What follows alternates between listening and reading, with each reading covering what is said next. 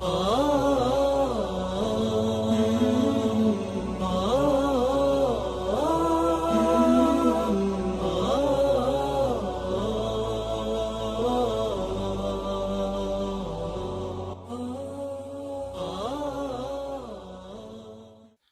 بالله من الشيطان الرجيم. بسم الله الرحمن الرحيم. ولا تلبسوا الحق بالباطل وتكتموا الحق وأنتم تعلمون. وتا حق باطل تێکەڵ یەک مەکەن و حەق مەشارنەوە لە کاتێکدا کە دەزانن تاوانەکەی چەندە گەورەیە. کەواتە ئەوەی کە لێرەدا قەدەغەکرایە دووشتە وەکو لە تەفسیری سعدیدا هاتیە. یەکەمیان تێکەڵکردنی حەق و باتیل. زۆر جاران وایە کەسانێک لە بۆ ئەوی کەوا ڕەواز بە باتڵەکەی خۆیان بدەن کەمێک حەقی تێکەڵ دەکەن، بەڵام ئەو حەقە هیچ باتڵێک قبول ناکا.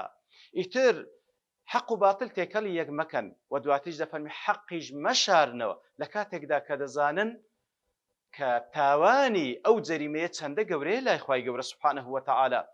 ئیتر لە درێژەی قسەکان لە تەفسیر سعدیدا دەفەرمی هەر کەسێک حەق بەیان بکا نەیشاریتەوە جیاشی بکاتەوە لەگەڵ باتیل وەکو خوای گەورە سوبحانەه وتەعالا دەفەرمی وكذلك نفصل الآيات ولتستبين سبيل المجرمين. خوای گەورە ئاەتەکان ڕۆن دەکاتەوە و جیای دەکاتەوە تاوەکو ڕێگای مجریمانیش بەدیار بکەوی. ئیتر هەر کەسێک وا بکە وەکو خوای گەورە دەفەرمی حەق و باتیل لێک جیا بکاتەوە حەقیش بەیان بکە، ئەو میراتگیری پێغەمبەرانە عەلەیهیم السەڵات وەسەلام، ئەو شەڕەفەی پێدەبەخشرێ.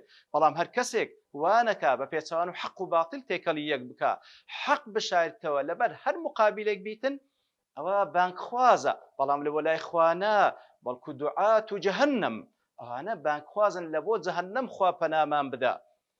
ئیتر دیارە هەندێک جار لەوانەیە لەبەر هەندێک ئیعتیبار هەندێک لە عولەما عوزریان هەبی هەندێک لە حەق بەیان نەکەن، لەبەرەوەی وەکو قاعیدەیەکەوە لە شەریعەتدا عولەما باسییان کردیە جواز تأخير بيان الحق لوقت الحاجة والتمكن.